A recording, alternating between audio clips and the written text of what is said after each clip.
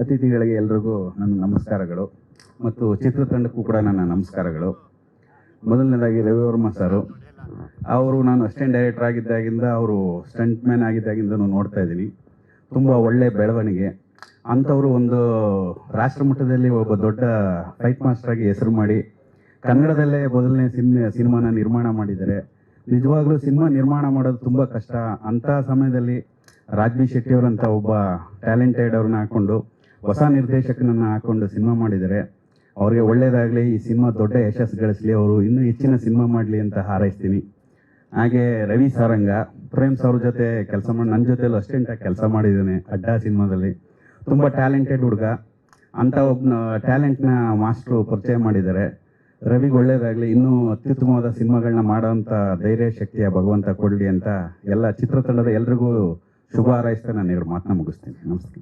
Mahesh Babu sir, thank you so much.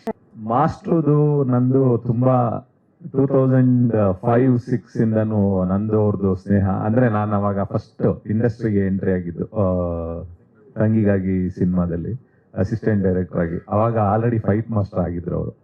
ಅವಾಗಿಂದನೂ ನಮ್ದು ಅವ್ರದ್ದು ಅಂದ್ರೆ ಏನೇ ಮಾಡಿದ್ರು ಏನಾದ್ರು ಆದ್ರೆ ಹೋಗಿ ಹೇಳ್ತಾ ಇದ್ದೆ, ಬೈಯೋರು, ತಿರ್ಗಾ ಏನೋ ಒಂದು ಮಾತಾಡ್ತಾ ಇದ್ವಿ. ಆ ಥರನೇ ಡಿಸ್ಕಷನ್ ಎಲ್ಲ ನಡೀತಾ ಇತ್ತು. ಬಟ್ ನಂದು 2009 ನಾನು ಅಂಬಾರಿ ಸಿನಿಮಾ ಮಾಡ್ಬೇಕಾದ್ರೆ ನನಗೆ ನೀವೇ ಫೈಟ್ ಮಾಡ್ಬೇಕಂತ ಹೇಳಿ ಇಡೀ ಸಿನಿಮಾ ಎಲ್ಲಾ ಫೈಟ್ಸ್ಗಳು, ಅದೊಂದೇ ಸಿನಿಮಾ ಅಂತಲ್ಲ, ಅಂಬಾರಿ, ಅದ್ದೂರಿ, ರಾಟೆ, ಐರಾವತ, ಇಲ್ಲಿವರೆಗೂ ನನ್ಗೆ ಎಷ್ಟು ಸಿನಿಮಾಗಳಿದೆ ಅಷ್ಟು ಸಿನಿಮಾಗಳಲ್ಲೂ ಸಿಂಗಲ್ ಕಾರ್ಡ್ ಮಾರ್ಟಿನ್ ಒಂದು ಬಿಟ್ಟು ಮಿಕ್ಕಿದ ಎಲ್ಲಾ ಸಿನಿಮಾಗಳು ಸಿಂಗಲ್ ಕಾರ್ಡ್ ಅಲ್ಲಿ ಮಾಡಿದಂತ ಫೈಟ್ ಮಾಸ್ಟರ್. ಅಂದ್ರೆ ಫೈಟ್ ಮಾಸ್ಟರ್ ಅನ್ನೋದಕ್ಕಿಂತ ಹೆಚ್ಚಾಗಿ ಒಂದು ಒಳ್ಳೆ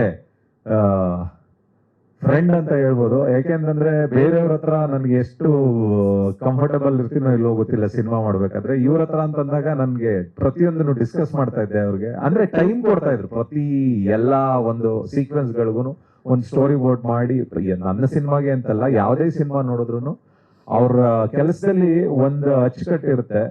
ಮತ್ತೆ ಒಂದು ಸ್ಟೋರಿ ಬೋರ್ಡ್ ಮಾಡ್ಕೊಂಡು ಪ್ರತಿಯೊಂದಕ್ಕೂ ಒಂದು ಫೈಟ್ ಕಂಪೋಸ್ ಮಾಡ್ಬೇಕಾದ್ರೆ ಆ ಕತೆ ಒಳಗಡೆ ಆ ಬ್ಲೆಂಡ್ ಆಗೋ ತರದ್ದು ಒಂದಷ್ಟು ಫೈಟ್ಗಳನ್ನ ಮಾಡ್ತಾರೆ. ಅದು ಖುಷಿ. ಮತ್ತೆ ಇನ್ನೊಂದು ಏನಂತಂದ್ರೆ ಎಲ್ಲದಕ್ಕೂ ಆ ಕಷ್ಟ ಸುಖಗಳಿಗೆ ಮತ್ತೆ ದೊಡ್ಡ ಸಿನಿಮಾಗಳಿಗೆ ಚಿಕ್ಕ ಸಿನಿಮಾಗಳಿಗೆ ಎಲ್ಲದಕ್ಕೂ ಹೊಂದ್ಕೊಳ್ಳುವಂತ ಒಬ್ಬ ಫೈಟ್ ಮಾಸ್ಟ್ರು. ಅವತ್ತಿಗೆ ನಮ್ಮ ಸ್ನೇಹ ಹೆಂಗಿತ್ತು ಇವತ್ತಿಗೂ ಹಂಗೆ ಇದೆ. ನಿಜವಾಗ್ಲೂ ಇವತ್ತು ಅವರು ಫಸ್ಟ್ ಸಿನಿಮಾ ಫೈಟ್ ಮಾಸ್ಟರ್ ಆಗಿದ್ರು, ಅದಾದ್ಮೇಲೆ ಡೈರೆಕ್ಟರ್ ಆದ್ರು. ಇವತ್ತು ಫಸ್ಟ್ ಟೈಮ್ ಒಂದು ಸಿನಿಮಾನ ನಿರ್ಮಾಣ ಮಾಡ್ತಾ ಇದ್ದಾರೆ. ಅದು ರವಿ ಸಾರಂಗ ಅಂತ ಒಬ್ಬ ಡೈರೆಕ್ಟರ್, ಹೊಸ ಡೈರೆಕ್ಟರ್. ಒಬ್ಬ ಹೊಸಬನ್ನ ನಂಬಿ ದುಡ್ಡು ಹಾಕೋದು ತುಂಬಾ ಕಷ್ಟದ ಕೆಲಸ ಇವತ್ತಿನ ದಿನದಲ್ಲಿ. ಏನಕ್ಕೆ ಅಂತಂತಂದ್ರೆ ಅಷ್ಟು ಸಿನಿಮಾ ಇಂಡಸ್ಟ್ರಿ ಅಂತ ನೋಡಿದಾಗ ಇವತ್ತು ತುಂಬಾ ಅಷ್ಟು ಇದಾಗಿಲ್ಲ, ಹೊಸಬರುಗಳಿಗೆ ಅವಕಾಶಗಳು ಸಿಗ್ತಾ ಇಲ್ಲ ಅನ್ನೋದು ಒಂದು ಇದರಲ್ಲಿ ರವಿಗೆ ಸಿಕ್ಕಿರುವಂತ ಒಂದು ಅವಕಾಶ ತುಂಬಾ ದೊಡ್ಡದು. ಮತ್ತೆ ವಿಲಿಯಂ ಸರ್ ತುಂಬಾ ಅದ್ಭುತವಾಗಿ ಕೆಲಸ ಮಾಡಿದಿರ.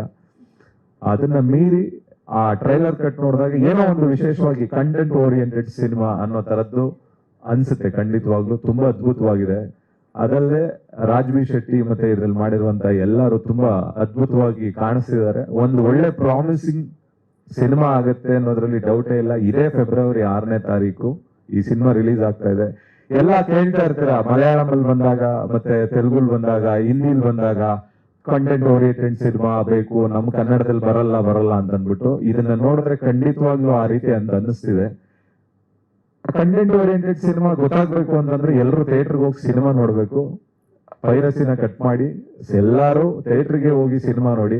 ಯಾಕೆಂತಂದ್ರೆ ಥಿಯೇಟರ್ಗೆ ಹೋಗಿ ಸಿನಿಮಾ ನೋಡಿದಾಗ ನಿರ್ಮಾಪಕ ಹೊಡಿತಾನೆ, ದುಡ್ಡು ಬರುತ್ತೆ, ಇನ್ನೂ ಒಂದಷ್ಟು ಹೊಸ ನಿರ್ದೇಶಕರುಗಳಿಗೆ, ಹೊಸ ಟ್ಯಾಲೆಂಟ್ಸ್ಗೆ ಕೆಲಸ ಸಿಗುತ್ತೆ ಅಂತ ಹೇಳ್ತೀನಿ. ಎಲ್ಲ ಯಾಕೆಂದ್ರೆ ಕನ್ನಡ ಜನ ಒಳ್ಳೆ ಕಂಟೆಂಟ್ ಆಗ್ಲಿ ಒಳ್ಳೆ ಸಿನಿಮಾಗಳನ್ನ ಯಾವತ್ತಿಗೂ ಬಿಟ್ಟಿಲ್ಲ. ಈ ಸಿನಿಮಾನು ಖಂಡಿತವಾಗ್ಲು ಅವರು ಸುದೀಪ್ ಸರ್ ಹೇಳ್ದಂಗೆ ಖಂಡಿತ ದೊಡ್ಡ ಹಿಟ್ ಆಗೇ ಆಗುತ್ತೆ. All the very best Ravi, all the very best master, all the very best.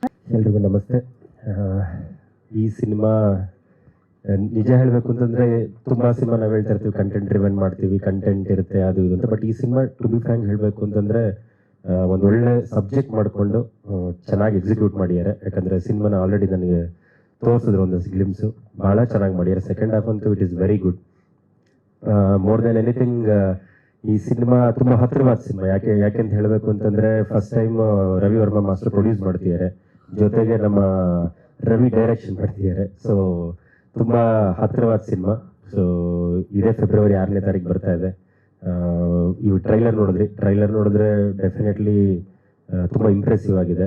So 6 ಎಲ್ಲರೂ ಥಿಯೇಟ್ರಲ್ಲಿ ಮೀಟ್ ಮಾಡಿ. Thank you.